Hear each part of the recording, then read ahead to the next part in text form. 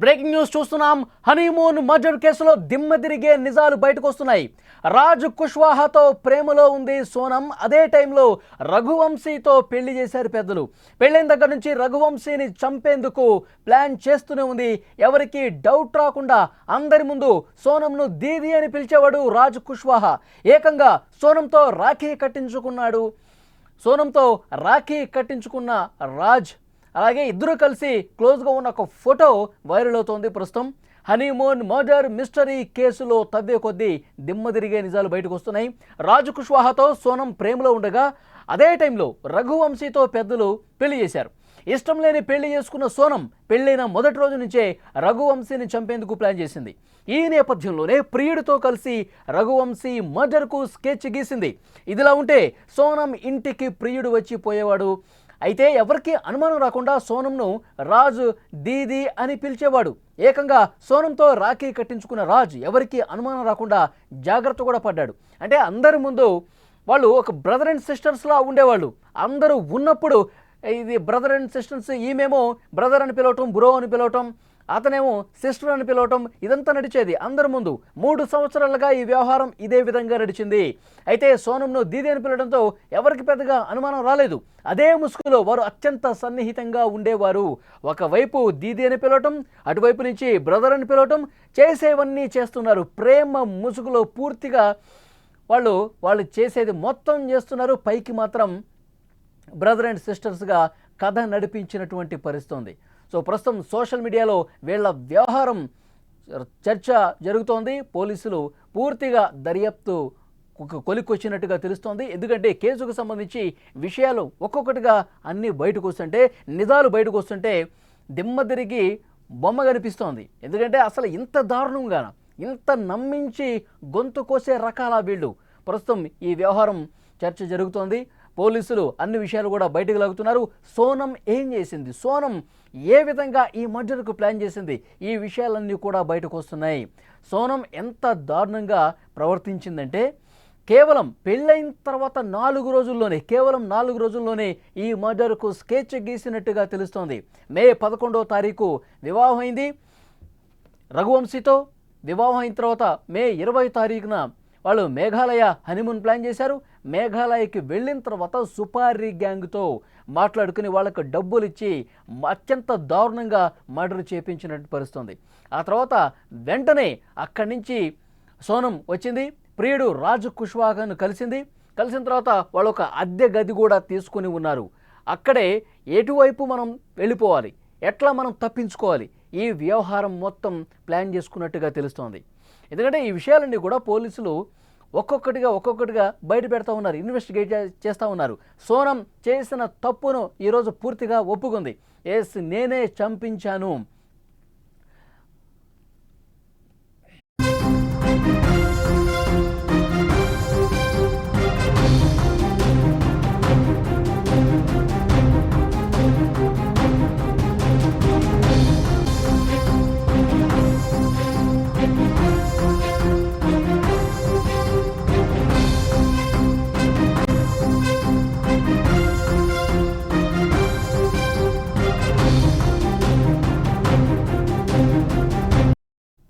సోనం వ్యవహారం మొత్తం కూడా ఇప్పుడు బయటికి తెలిసిపోయింది. పోలీసులు ప్రతి ఒక్క విషయాన్ని కూడా బయటికి కక్కిస్తున్నారు. ఒక క్లియర్గా సమాచారం ఏం తెలుస్తుందంటే పోలీసుల దర్యాప్తులో పెళ్లికి ముందే వాళ్ళ తల్లిదండ్రులకు క్లియర్గా చెప్పేసింది సోనం, నాకు ఈ పెళ్లి ఇష్టం లేదు. ఒకవేళ మీరు బలవంతంగా ఈ పెళ్లి చేస్తే నేను ఏదో ఒక సమయంలో కక్ష తీర్చుకుంటాను. నేను పెళ్లి చేసుకున్న అతనికి పూర్తిగా మూడిపోతుంది. నేను ఏమైనా సరే చేసి అతన్ని వదిలించుకుంటాను.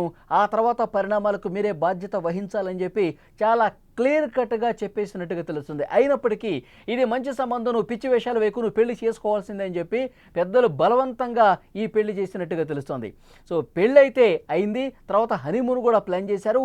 ఈ మధ్యలోనే ప్రియుడితో రాజ్ కుష్వాహాతో నిరంతరం సంప్రదింపులు జరిపిందట సోనం.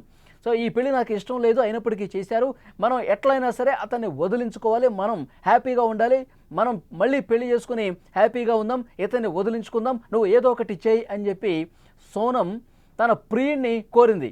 పెళ్ళైన 4 రోజులకే పుట్టింటికి వచ్చేసింది సోనం. పుట్టింటికి వచ్చిన తర్వాత సోనమ్ము బాయ్ ఫ్రెండ్ ఇద్దరు కలిసి చాలాసేపు మాట్లాడుకున్నారు.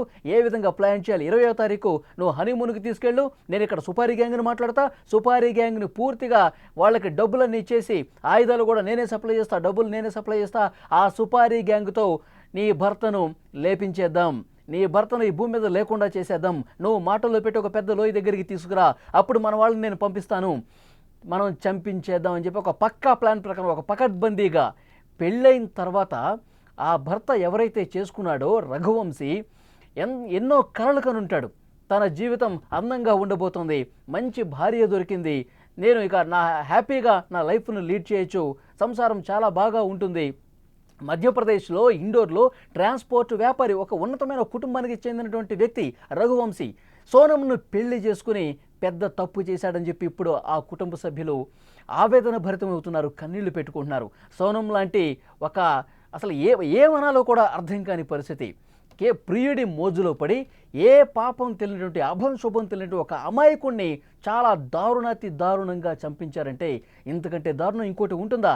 ఆ సోనంకి కఠినంగా శిక్ష పడాలి. సోనం లాంటి వాళ్ళు ఈ ప్రపంచంలో ఉండటానికి వీలేదు.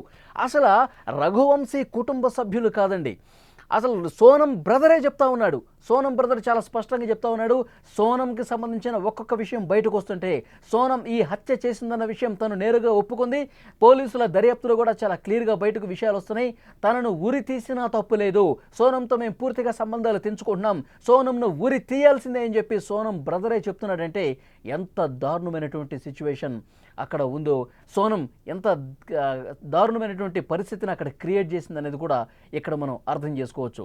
సో డెఫినెట్గా సోనం లాంటి వాళ్ళు ఇంకా ఈ భూమి మీద చాలామంది ఉండే ఉంటారు, కానీ వాళ్ళని పసిగట్టలేం. వాళ్ళ మైండ్ సెట్, వాళ్ళ ఆలోచనలు, వాళ్ళు ఏదైనా అనుకుంటే తమకు నచ్చకపోతే ఎంత దారుణానికైనా ఒడిగడతారు అనటానికి ఇది ఒక ప్రత్యక్ష నిదర్శనంగా ఉంది.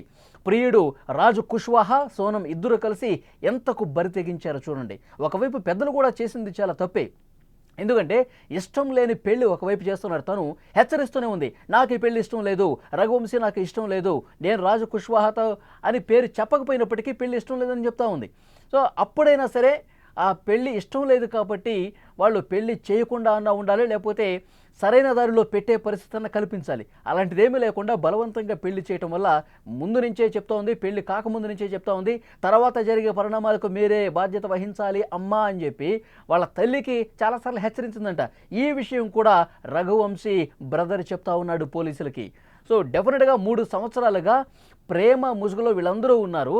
అందరి ముందు అన్నా చెల్లెళ్ళుగా నటించారు, లేదంటే అక్కా తమ్ముడుగా, బ్రదర్ అండ్ సిస్టర్స్గా నటించినటువంటి పరిస్థితి. అది ఎవరు లేనప్పుడు వాళ్ళ ప్రేమ కార్యకలాపాలు జరిగేవి, సరస సలాపాల్లో తేలేవాళ్ళు, ప్రేమ ముసుగులో కానిచ్చాల్సినటువన్నీ కానిచేసి ఒక అమాయకుడిని బలి తీసుకున్నటువంటి పరిస్థితి ఉంది. సో పోలీసుల ఇన్వెస్టిగేషన్ కొలికొచ్చింది. మ్యాజిస్ట్రేట్ ముందు వాంగ్మూలం కూడా నమోదు చేశారు. నేను తప్పు చేశాను, ఈ హత్య చేయించింది నేనే, రఘువంశీని నేనే చంపించానని చెప్పి చాలా స్పష్టంగా ఒప్పేసుకుంది.